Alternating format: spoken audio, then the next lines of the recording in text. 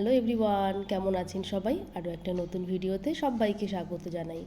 তো আজকে না খুব একটা বেশি মনটা ভালো নেই। এই জন্যই ভালো নেই, এই 2025-এর শেষের দিকে এসে যা কিছু হচ্ছে মনে হয় যেন 25টা শেষ হলেই বাঁচি।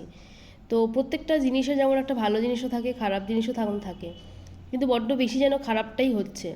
এই হঠাৎ করে এই 19 তারিখে আমাদের সকলের প্রিয় গায়ক এই জুবিনদার যে চলে যাওয়াটা, এটা এখনও পর্যন্ত না আমি মেনে নিতে পারছি না।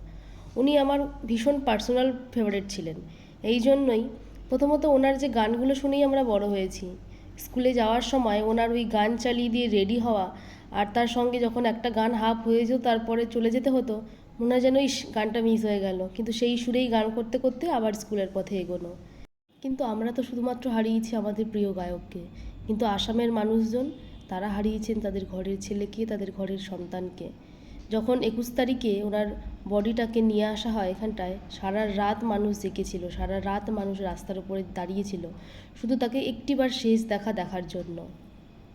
আমাদের কাছে হয়তো উনি শুধু গায়কই ছিলেন, আমরা হয়তো ওনার অতটাও গুরুত্ব বুঝতে পারবো না, কিন্তু যারা ওনাকে কাছ থেকে দেখেছেন, উনি যে রাজ্যে বড় হয়েছে, যেখানে থেকেছেন, মিশেছেন, সেইখানের মানুষজনের তার প্রতি যে ভালোবাসা, সেটা আপনি না দেখলে বিশ্বাস করবেন না। দেখছেন প্রত্যেকটা মানুষ প্রায় রাত 1:30টা থেকে দাঁড়িয়ে আছে, এমনকি সারা রাত ধরে দাঁড়িয়ে আছে, কারণ কখন আসবে কেউ তো জানে না। তাই যখন আসবে একবার শেষ দেখা দেখবে। যখন ওনার এই বডিটাকে নিয়ে একটা স্টেডিয়ামে রাখা হয়েছিল, প্রত্যেকটা মানুষ না কাঁদছে হাউ হাউ করে, তাকে শ্রদ্ধার্ঘ্য জানাচ্ছে।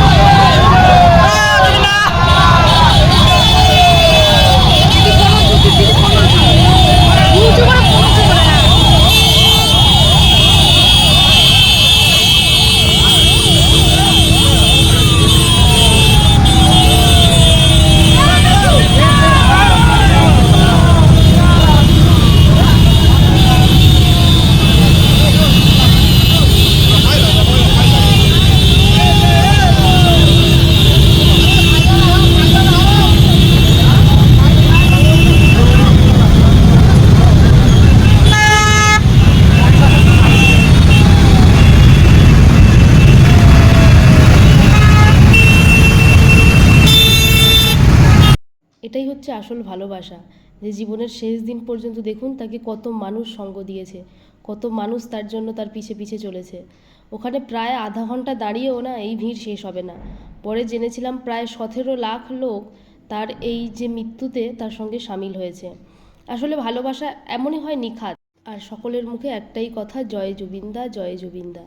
তার প্রিয় যে গান সমস্ত তো চারিদিকে বাজছে প্রায় 3 দিন 4 দিন ধরে, আর প্রত্যেকটা মানুষের মনে দুঃখ, মনে হয় যেন তাদের ঘরের সন্তান হারিয়েছে তারা। আসলে উনি যে শুধু একজন গায়ক ছিলেন এমনটাও তো নয়, উনি প্রচুর সাধারণ মানুষের জন্য কাজ করতেন, উনি প্রচুর সমাজসেবাও করতেন, এবং প্রচুর মানুষকে বিনা শর্তে উনি ভালোবেসে গেছেন।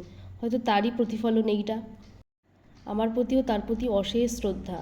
তো যেখানেই থাকবেন আপনি জুবিনদা, আপনি ভালো থাকবেন, আপনি গান নিয়েই থাকবেন।